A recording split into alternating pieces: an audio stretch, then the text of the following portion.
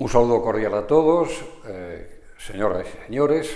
Como me imagino que una mayoría estarán de vacaciones o en época de especial ocio, el deseo de que lo pasen muy bien, que tengan muy buen tiempo, que disfruten y que no tengan ningún tipo de percance.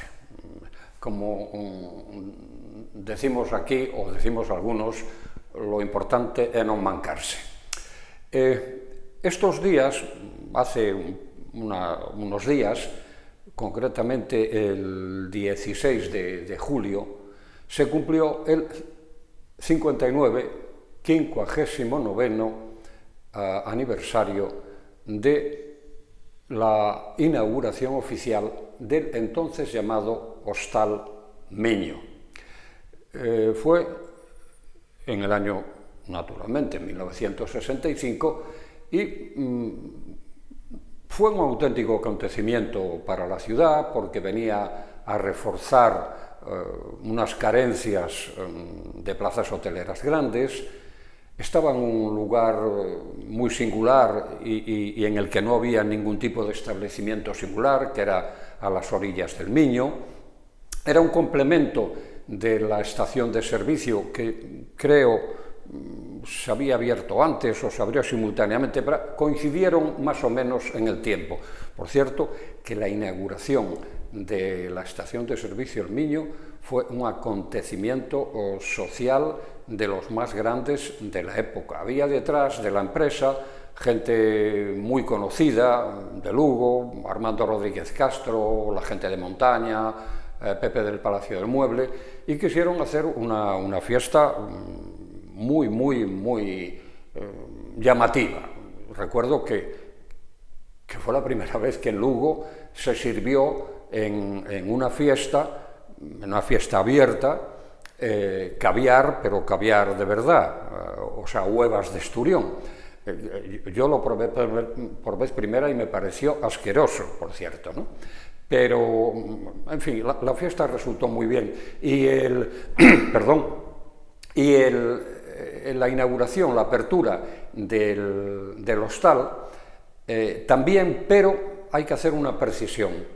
Se inauguró, como he dicho antes, el 16 de julio de 1965, pero ya con anterioridad se había abierto. Se abrió para una concentración de la selección española de baloncesto, entonces liderada como entrenador por Pedro Ferrándiz, y en la que estaban integrados jugadores tan míticos como Emiliano, Sevillano, Luic, etcétera, etcétera.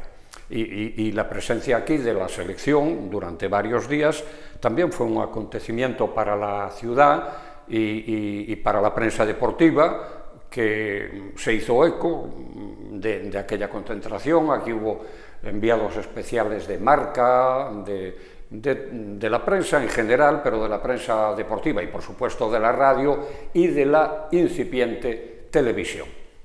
Pero volviendo al Hostal del Miño, hay que reseñar de él algunas cosas curiosas.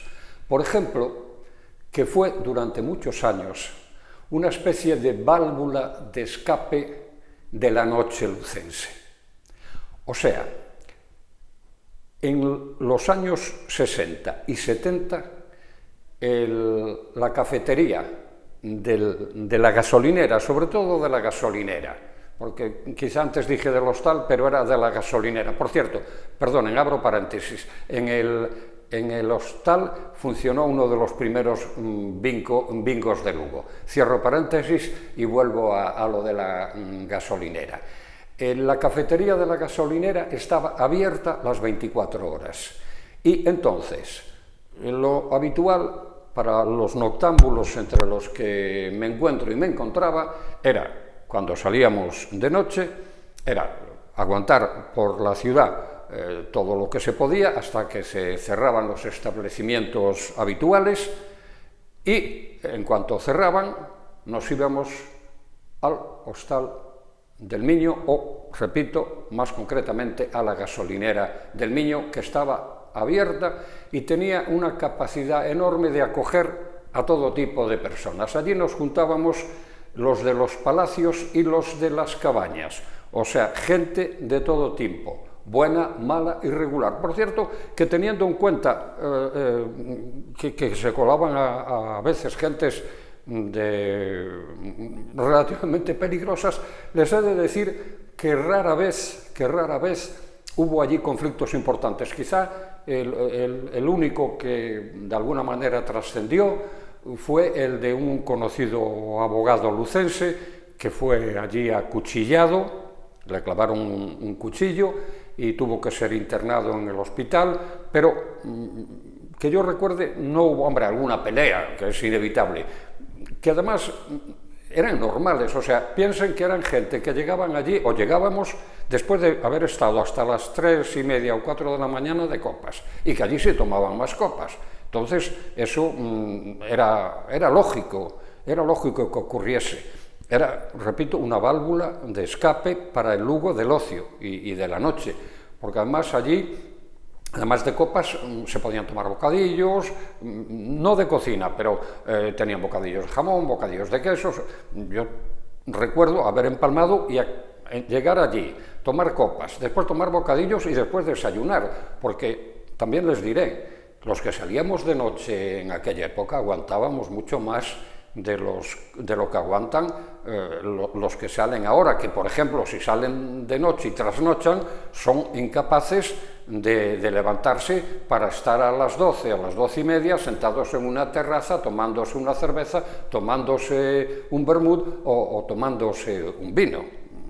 Verán ustedes que en Lugo hay un sector de edades que los sábados por la mañana y los domingos de la mañana no se les ve el pelo, y es porque han salido de juerga el viernes por la noche y han salido de juerga el sábado por la noche y después no tienen fuerzas o no quieren reenganchar con las mañanas del sábado o con las mañanas del domingo.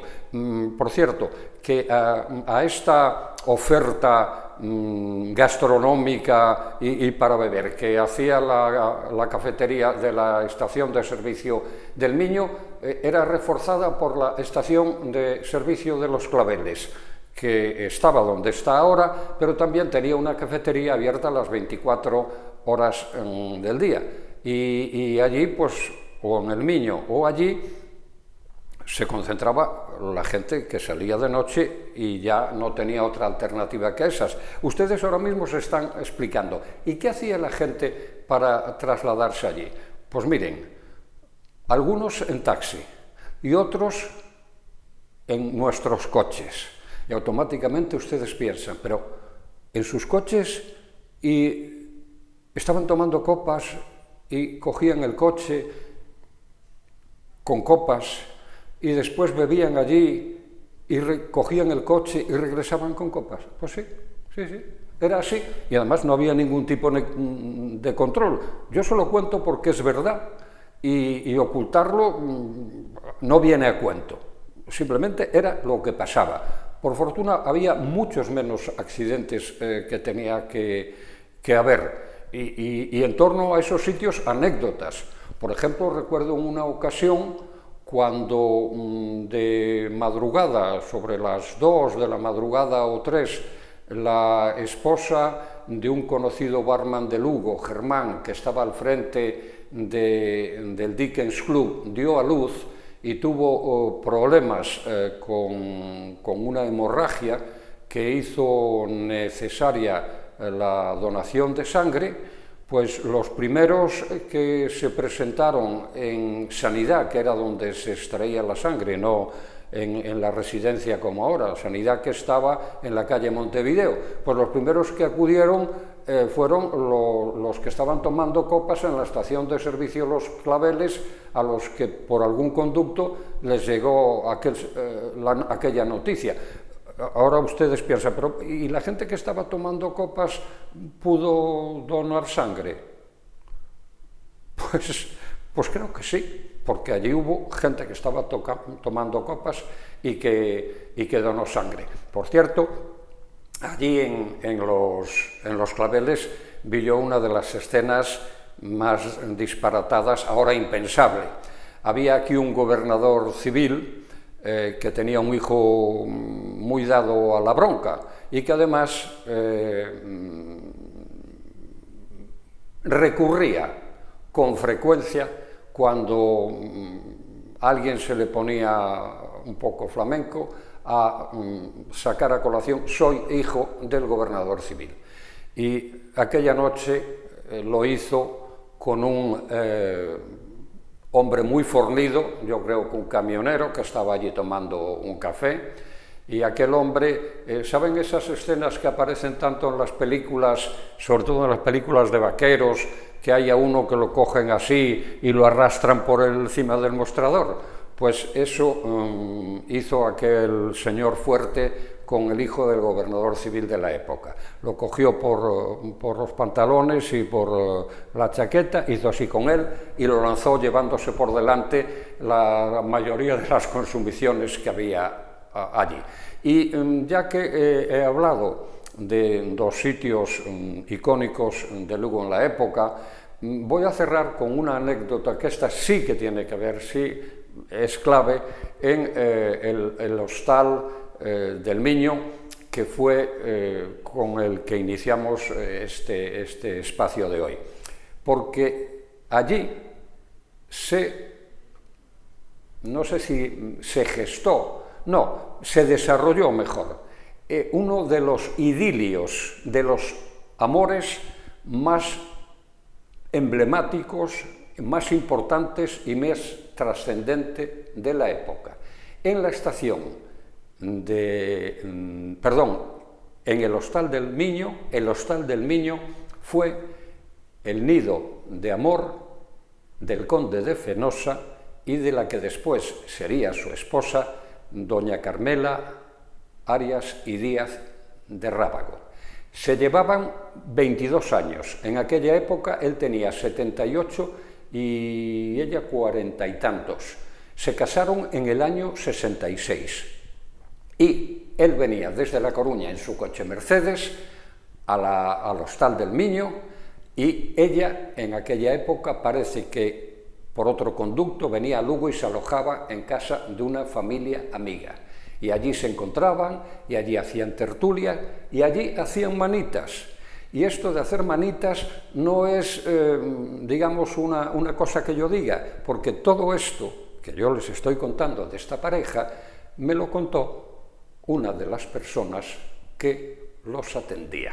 Con esta historia agradable y absolutamente cierta, cierro el espacio de hoy y les empazo al próximo, deseando que este les haya servido de entretenimiento. Así que muchas gracias por su atención y hasta la próxima. Un saludo.